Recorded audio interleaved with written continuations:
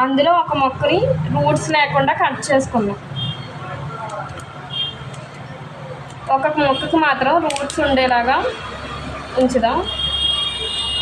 ఇవి ఒక సేమ్ ట్రాన్స్పరెంట్గా ఉన్న 2 కుండీల్లో మనం ప్లాంటేషన్ అనేది చేద్దాం. ఆఫ్టర్ 20 డేస్లో ఈ మొక్కలు అనేవి గ్రోత్ అయినాయా లేకపోతే దాని గ్రోత్ అనేది ఉందా లేదా అనేది చూద్దాం.